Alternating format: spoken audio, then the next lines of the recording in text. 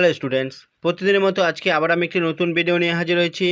আজকের আলোচনার বিষয় ডিএসসি বেঙ্গলি সিক্স সেমিস্টারের ডিএসসি বেঙ্গলি নিয়ে আজকে আলোচনা করব। আজকের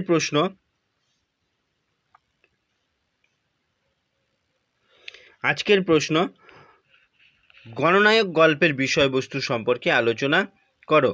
গণনায়ক এবছর কিন্তু তোমাদের রয়েছে, গণনায়ক পড়তে হবে।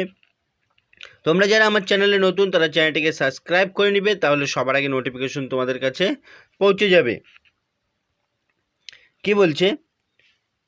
নাগর নদী বিহারের সীমান্তবর্তী অঞ্চল। নাগর নদী বিহারের সীমান্তবর্তী অঞ্চল। এই নাগর নদীর পশ্চিমে আরওয়ারা খোয়ার হাট, যেখানে চোরাচালানের প্রধান ঘাঁটি। নাগর নদী যেন হয়ে উঠেছে একটা সীমারেখা, যে সীমারেখা কি করছে? অঞ্চলটিকে দুটা ভাগে ভাগ করছে। যেই সীমারেখাটা অঞ্চলটিকে দুটা ভাগে ভাগ করছে এবং একটা সেতুর মাধ্যমে বা একটা পুলের মাধ্যমে, একটা সেতুর মাধ্যমে এই দুটি অঞ্চলের মধ্যে কি হচ্ছিল? যোগসূত্র। দূর দূরান্ত থেকে দুই ধর্মের মানুষ এখানে নিজ নিজ ব্যবসা বাণিজ্যের তাগিদে আসে। হিন্দু মুসলমান মিশ্রিত জনসংখ্যার কলকাতায় কী হয়েছিল? নোয়াখালী দাঙ্গার বিকৃতি খবর মানুষের কানে পৌঁছে দেয়। নোয়াখালীর যে দাঙ্গা, সেই দাঙ্গাটা কি হয়েছিল? কলকাতা মানুষের মনে এটা পৌঁছতে থাকে, কিন্তু সেটা দীর্ঘস্থায়ী হয়নি। গল্পে দুটি প্রধান চরিত্র, একটি সুদানি গোলার জওরমল দোকানিয়ার মুনিম ও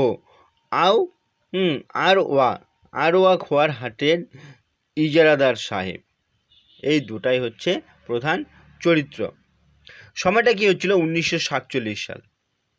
দেশভাগের সীমারেখা নির্ধারণের সরকারি কাজ চলছে। সেই সুযোগে কাজে লাগিয়ে দুই ব্যক্তির কি হচ্ছিল? মেকি দেশপ্রেম, জনদরদির মুখোশ পরে গণনায়কের ভূমিকা পালন করে।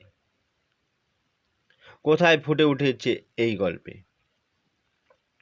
আসলে তারা মানুষ বিশ্বাস ও সরলতাকে কাজে লাগিয়ে নিজেদের মুনাফালোভী স্বার্থ চরিতার্থ করতে উদ্যোগী হয়েছিল।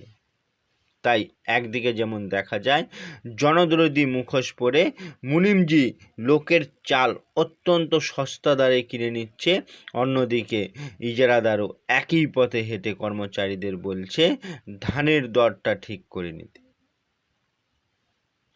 মানুষকে কি হচ্ছিল? সাবধান থাকতে এবং নারীদের ব্যাপারে সতর্ক হতে বলেছেন।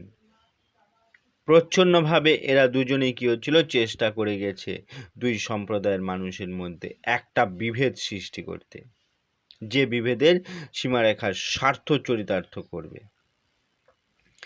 মানুষের কাছ থেকে অর্থ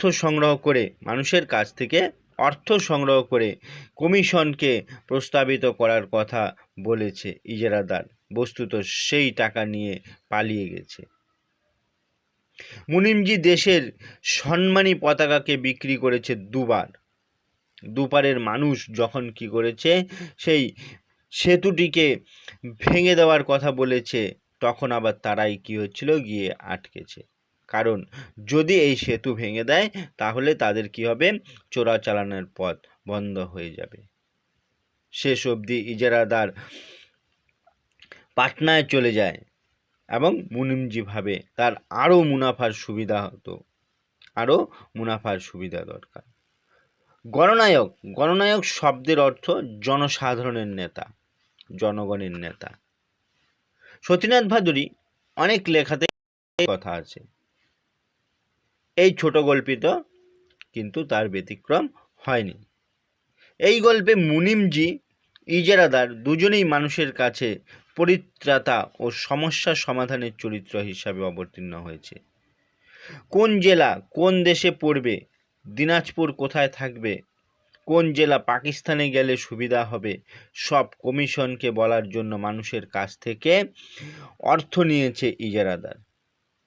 মানুষজন তাকে মুখপাত্র ভেবে ইজারাদার মুনিমজিকে অর্থ দিয়েছে। মুনিমজি তাদের পরিশ্রমের ফল জলের দরে কিনেছে। মুখে আশ্বাস দিয়েছে জনদরদি নেতার মতো, সাধারণ থেকে বলেছে মানুষের, মহিলাদের হতে বলেছে সতর্ক। সেতুর দুই পারের দুই উত্তেজিত মানুষের শান্ত করেছে তারা গণনায়কের মতো। বেশিরভাগ জনদরদির আড়ালেই থাকে নগ্ন স্বার্থপরতা, বীভৎসরূপ। এই গল্প এই দুটি চরিত্র গণনায়কের মুখোশ নিজেদের স্বার্থ সিদ্ধি করেছে। ইজারাদার কলকাতা কমিশনের কাছ থেকে মানুষের সুবিধা অসুবিধার কথা বলার নাম করে প্রচুর অর্থ সংগ্রহ করেছে এবং পাটনায় গা ঢাকা দিয়েছে, যাতে সমস্যা হলে তার গায়ে কী হচ্ছিল আঁচড় না পড়ে। উত্তেজিত হয়ে সম্প্রদায়কে এরা শান্ত করেছে, কথা ভেবে নয় যে পুল ভেঙে গেলে যোগাযোগের পথ নষ্ট হবে দুই অঞ্চলের, বরং তাদের চোরাচালানের পথ বন্ধ হয়ে যাবে। সেই জন্যই মানুষের জন্য কিছু করার মানে স্বার্থ ত্যাগ। কিন্তু এরা গান্ধীবাদের ভাবমূর্তি কিংবা পতাকার মতো আবেগের মানদণ্ড করেছে মুনাফা ও কী হচ্ছিল অর্থের মাধ্যমে। এই ছিল গল্পটির বিষয়বস্তু। তোমাদের বুঝতে অসুবিধা হলে কমেন্ট করে জানাও, আমি আবার সে বিষয় নিয়ে আলোচনা করব। আজকে এই পর্যন্তই। ভিডিও ভালো লাগলে লাইক করো, কমেন্ট করো এবং বন্ধুদেরকে শেয়ার করে দাও।